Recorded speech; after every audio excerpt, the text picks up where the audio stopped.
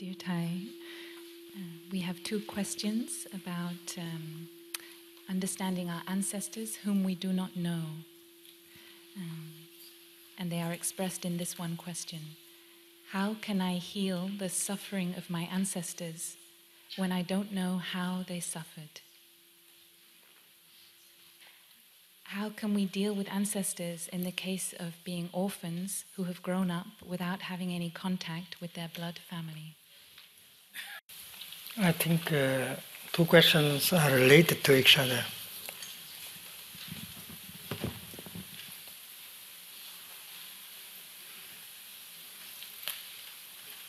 We do not understand the suffering of our ancestors. How can we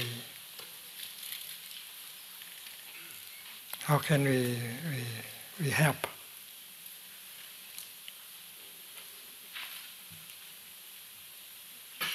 We do not know physically know our father, our mother, and how can we don't have any connection.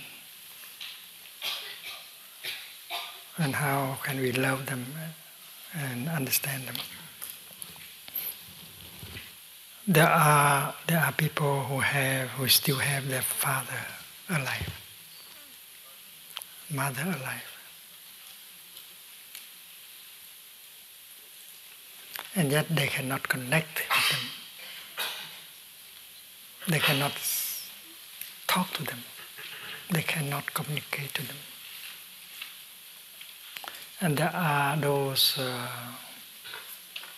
who have lost their father, who have lost their mother. They don't know who their father was. Their father is, their mother is. And there is no chance to connect because they are no longer there.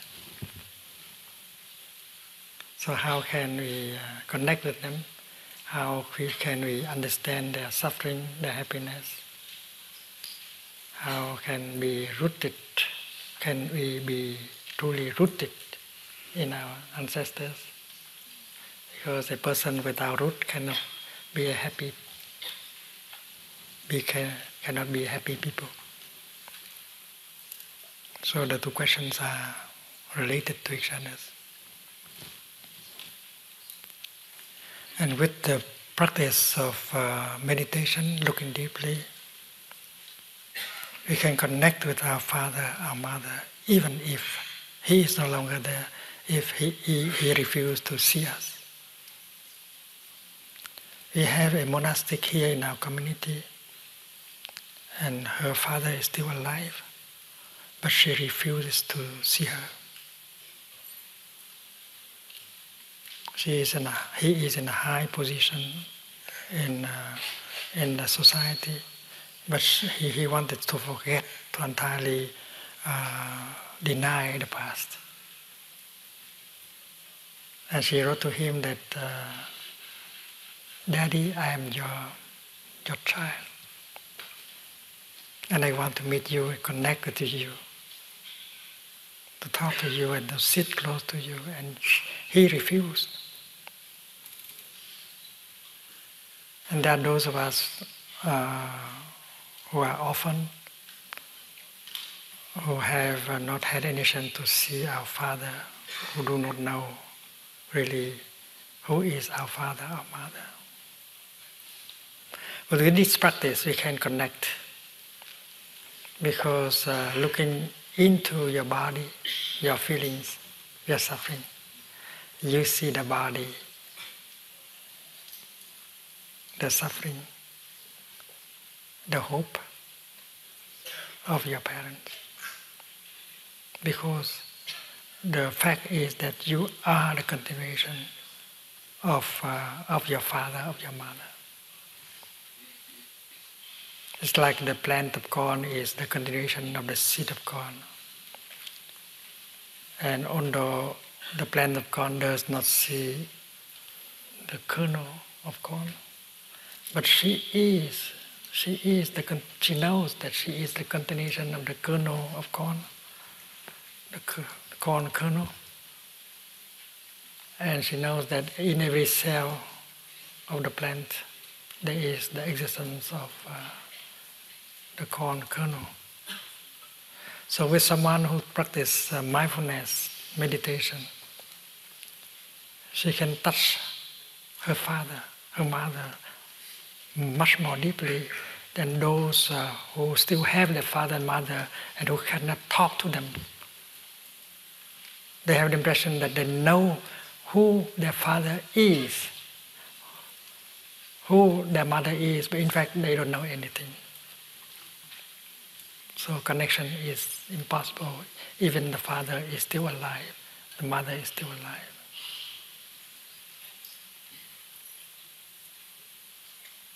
So the answer is that if you practice looking deeply, you can see your father in you, your mother in you. You look very much like your father. You feel very much like your father.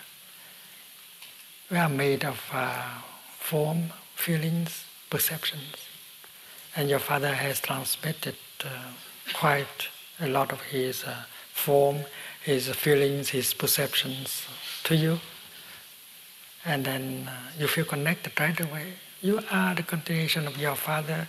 You are your father. I remember many years ago, walking in the street of London, I saw displayed in a bookstore window a book with the title, My Mother, Myself.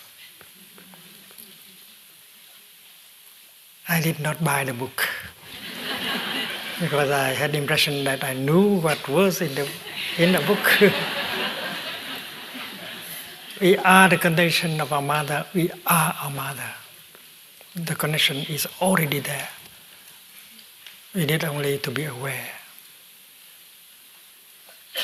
So you can begin already to talk to your father in you, Daddy, I know you are there. I am full of you in my body. You have had suffering, you have had difficulties transmitted to me. Now I have encountered the Dharma. We shall practice together and transform the negative things in us, and we shall develop the wonderful things in us that you have transmitted to me. Maybe in your lifetime you have not had the chance to develop the positive or wonderful qualities in you, but they are still there, already transmitted to me. And now with the Dharma, with the Sangha, we shall practice together and make them manifest. So we be breathing together, walking together, sitting together, and get the peace, the healing, the transformation, the joy that we need. So you can talk to your father, your mother, even if you have not actually seen your father physically and so on. And it's like our spiritual ancestors. You have not seen Jesus personally. You have not met the Buddha personally. But you have received their teaching. You have put into practice their teaching. You have the Dharma body in you. So Jesus is alive in every cell of your body. Buddha is alive in every cell of your body. You can talk to them. Jesus, I know you are there in myself. You don't have to go and look for Jesus elsewhere. He is your ancestor and you are a continuation. You should know how to walk like him, to break the bread like him, to pour the wine like him, mindfully. On the way to Emmaus, the three travelers did not recognize Jesus. But once they came to the inn, and the other person order dinner and break the bread and pour the wine, and by looking at him, they recognize that Jesus is not dead, she is still alive. So if you know how to break the bread mindfully, to enjoy the piece of bread in your hand. You touch the body of Jesus. That is the essential of the Eucharist. And Jesus is available to you 24 hours a day. If you know how to walk like Him, to sit like Him, to breathe like Him, to break the bread like Him, and then you are with Him all the time. That is the deepest connection. So this applies to your blood ancestors, biological ancestors, and to your spiritual ancestors also. I have never complained that I was born a little bit too late, 2,500 years after the Buddha. I never complained like that. Because I know that the Buddha is available in the here and the now. Your father also, your mother also. So that is the insight you got when you practice mindfulness and concentration. The answer is good enough.